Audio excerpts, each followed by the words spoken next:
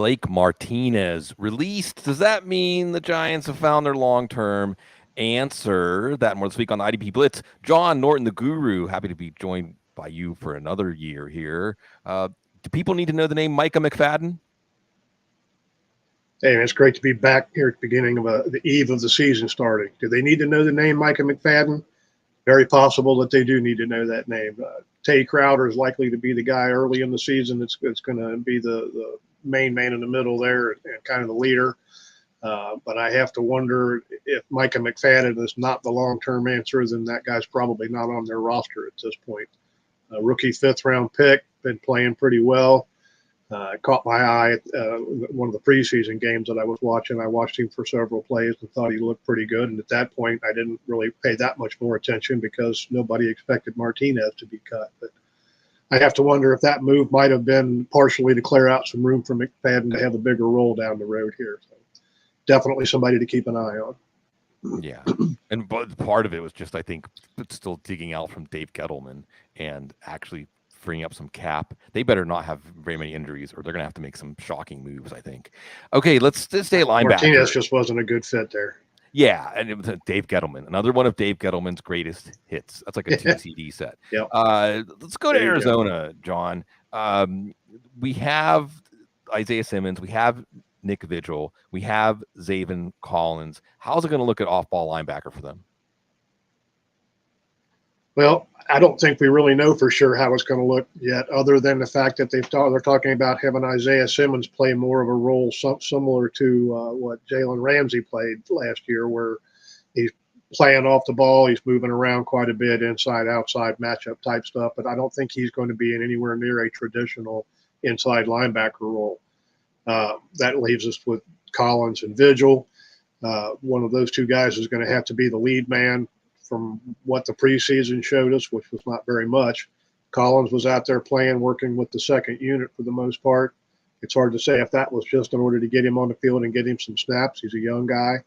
But the fact that Vigil didn't play at all during the preseason, as well as most of the defensive starters, might be a sign that they're planning on leaning on Vigil pretty hard as a veteran there in the middle that can get the job done. As far as IDP goes, Vigil can be a decent guy. He's not going to be a long-term answer. He's not going to be a star for us. Collins definitely has more upside, but I would suggest that we kind of avoid that situation for a week until we can figure out exactly what's going on. One linebacker situation we should not avoid is Atlanta. Probably going to be on the field a lot, but we know it's not going to be Deion Jones, at least not at the beginning of the season, as he's not healthy. We know it's not Foye Oluokun. He's in Jacksonville now, next to Devin Lloyd in their defense. They did pick up Rashaan Evans, who Arthur Smith at least was in the building with in Tennessee. They have Michael Walker, who the team drafted recently. There's also Troy Anderson, who the team drafted this year. Who should we look for production from the off-ball linebackers in Atlanta? Well, I think Anderson's the long-term answer there. Excuse me. But I don't think he's quite ready yet. He hasn't even been playing linebacker, but just for a few years. He was a position switch in college. I think that they're looking at him for the long-term answer, but the talent's there, but the experience is not. Michael Walker, this is a guy that they drafted in the 4th round a few years ago. He's been solid for them as a starter when called upon.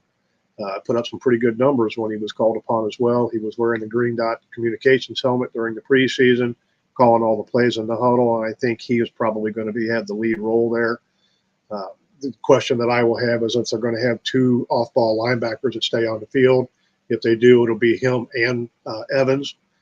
Evans definitely has some potential here, but I think Walker is more likely to stick and be the guy that's going to have that lead role that we're looking for.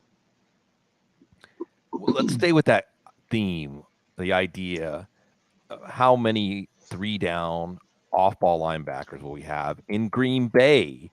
They've made a really good front 7 even better with their 2 first-round picks. We know Devondre Campbell is going to be a foundational piece. What about first-round pick Quay Walker, who back at Georgia showed some pass rush skills, showed some ability to drop into coverage, looked like a 3-down linebacker there?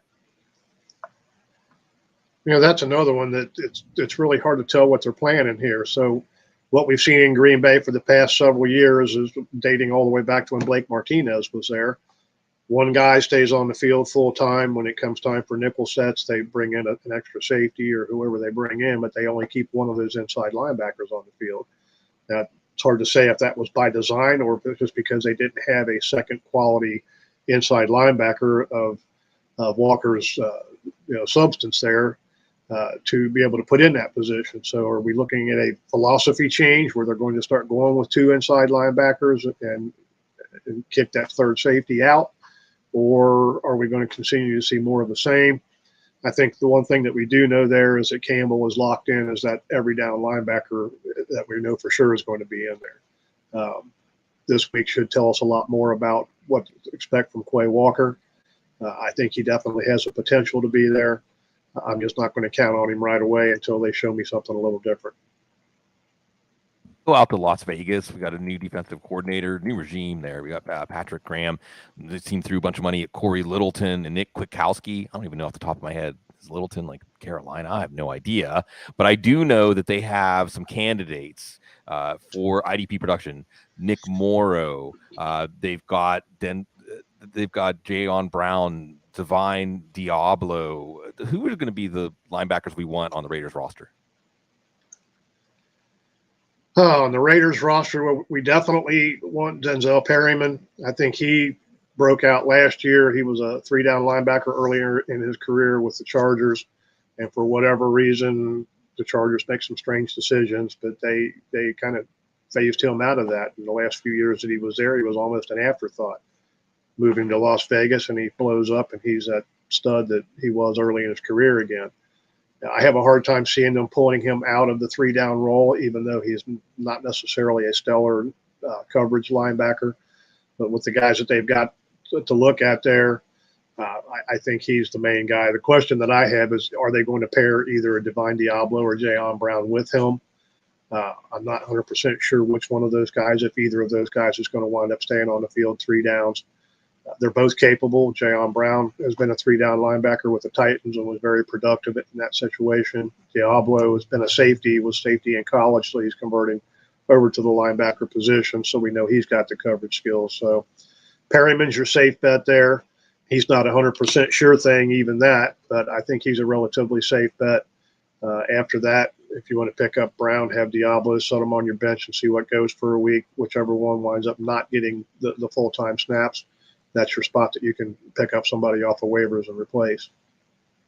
Sorry, Nicholas Morrow just left Las Vegas. He's actually someone. Let's just touch on Morrow since I brought him up, because the Bears, like the Falcons, are going to be on the field a lot, just like NFL teams. We're working out the kinks in the preseason. So let's touch on him. He's one of those IDP linebackers that maybe doesn't have a pedigree as far as his draft status or the talent level perceived as a strong IDP player. But if you're in the right spot, you can still be a massive impact player. Could Morrow do that for Chicago?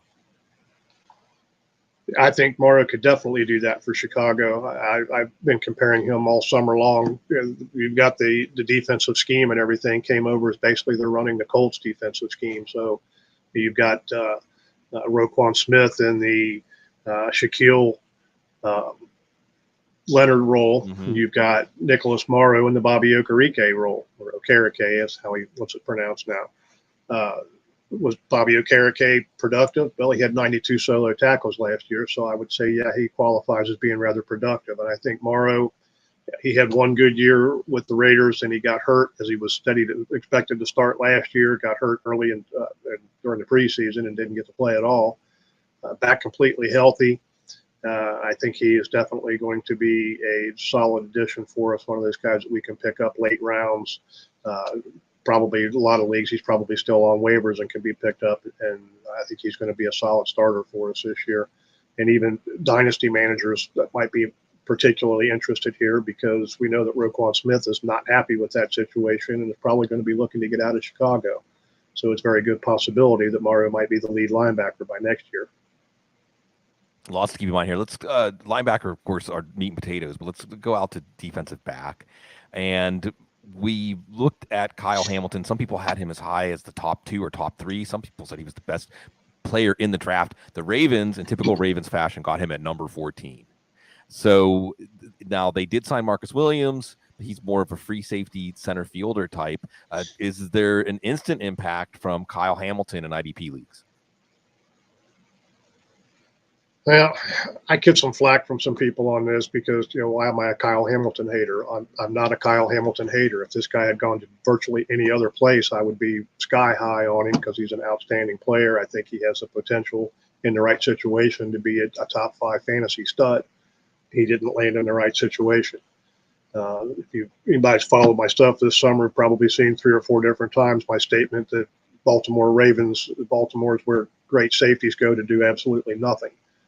We've seen it year after year, all the way back to the days of Ed Reed, who was probably arguably one of the greatest safeties to ever play the game, but never had any fantasy value because of the defense that he played in. Hamilton has oodles and gobs of potential and upside and physical ability and all that, but Baltimore safeties just don't put up numbers for us. So can he overcome that? Possibly. Will he? Do I think he'll be a decent option for us? Yeah, I think he'll be a solid option for us. I don't think he's going to be a top 10 safety or top 10 defensive back anytime soon. Possibly wrong there. We'll see how that goes. But the thing to look at, especially right now, is he wasn't even working with the starters during training camp or the preseason. They've still got him running with the second team. No guarantee that he's even going to have a starting job for week 1. Eventually, when you spend that kind of a capital on somebody, they're going to put him in the starting lineup. There's no doubt about that. But I have to see some numbers going on the stat sheet before I can be all in on Kyle Hamilton. All right. Got to mention him because down New Orleans is going to miss Chauncey Gardner-Johnson, CD Deuce, trade on the eve of the season. Just wasn't going to get done, that new contract. The Eagles have got a lot of new personnel on defense this year. They brought in Kazir White. They brought in Hassan Reddick. They brought in James Bradbury. Maybe the most impactful in the secondary, though, would potentially be Gardner-Johnson. He was more of a slot corner, not necessarily a big IDP impact guy. How much does his profile grow with the move to Philadelphia? Yeah, well, the Saints are definitely having seller's remorse on that one, especially at 2 or 3 days after the trade, we find out that Marcus May's been arrested again, and so they're dealing with all that. They'd love to have Gardner-Johnson back, no doubt. So you mentioned that he was kind of a nickel slot type guy.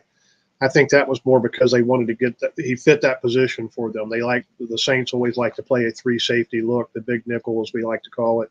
And Gardner was that third guy, so he winds up over the slot. He's very capable of being a strong safety. He's more of a strong safety type. He's physical. He's quick to react. He's very aggressive. I think he'll be a great fit at strong safety for the Eagles, and I also think that he'll put up some pretty good numbers for us. That's been a position of need for the Eagles for the last few years. They've not really had a true stud strong safety in there, and Gardner-Johnson fits that bill. I think immediately he's a day 1 starter. They released a couple of guys. They tried signing Jaquiski Tart. That didn't work out. They cut him with the final cuts. The trade for Johnson was out of necessity, and I think it makes them a better team, and I think it's also going to be a boon for us in IDP terms. I think this is a guy that we can pick up. I expect him to be at least a solid DB2, and he could be even better than that. He could put up some pretty good numbers for us. One more question before we sign off with this week's IDP Blitz. Remember, we're going to be coming to you every week, Wednesday afternoons. Going to bring in Matt Schauf from Draft Sharks. Going to bring in Gary Davenport. So psyched to be working with that guy again. And I know, John, you're going to be doing something with Gary, the guru and the godfather. So we're super excited about that. We're super excited to serve you bigger and better than ever for IDP players out there. We're really excited to be hopefully your one-stop shop for IDP fantasy football. And one more IDP question. And a lot of this stuff, by the way, John covers in more depth in the eyes of the guru subscribers. You know what I'm talking about when I tell you that's appointment reading every week. Let's talk about Buffalo, the defensive line, because on one hand, Gregory Rousseau, unlike Boogie Basham, unlike AJ Epinesa, he looked like he was going to be hit long term. Then they bring in Von Miller. So what does that do? Are we going to see Rousseau? Will we get a chance to break out, or will he be in a rotation? I think Rousseau definitely has an opportunity to break out. I think he definitely is talented enough to break out and could put up some really good numbers for us if the opportunity presents itself. I also am a big fan of Basham. I think they drafted him a little bit later, but I think he has some very good long term. I could see those guys being the starting bookends in the long term. Von Miller, he's not somebody. I think he's 33 years old, soon to be 34, if I'm not mistaken, something like that. But he's not somebody that they're going to put on the field for every down. I think even though they are showing him as a defensive end and listing him as a defensive end, I think we're going to see him work a little bit off the ball as an extra outside linebacker in an overload situation. They might put Rousseau and Miller both on the same side once in a while, or put him over with Basham just as an overload guy there. Miller is not somebody, you don't take somebody that's 34 years old, it's been working, or 33, it's been working out of a 2-point stance for his entire career, and all of a sudden put him up on the line and have him put his hand down and play defensive end. That's just not the way the game works. So they're going to have to find things that he can do that will fit in there. I don't think he'll be every down. I think they'll pick and choose, put him in there in passing situations. My biggest concern with Rousseau, though, is going to be how many guys they put into a rotation and how much opportunity he gets to be on the field. Buffalo showed us last year. They've done it, even before that. They'll have 5 or 6 guys that they like to rotate in, or at least 4 guys that rotate in regularly, and none of those guys will get much more than 50% of the snaps, maybe 55, 60% tops. If Rousseau gets 60% of the tops, of the plays, he's going to be a pretty decent option for us. If he gets 75%, I think we're looking at a top 15 guy. Kind of the same thing with Basham. I don't think Basham's upside is quite as high, but I think if given enough opportunity, he could be a pretty good player for us too. I just fear that we're going to see way too many bodies rotating through there for anybody to really get a rhythm and consistently put up good numbers for us. We'll learn about that Thursday night. Bills and Rams going up against the Rams offensive line without Andrew Whitworth. So those defensive ends could have a chance to tee off on Matthew Stafford. We love that you want to tee off on all of our coverage, including IDP coverage. You're the best. You're the classiest, because you know that IDP fantasy football is the only real fantasy football.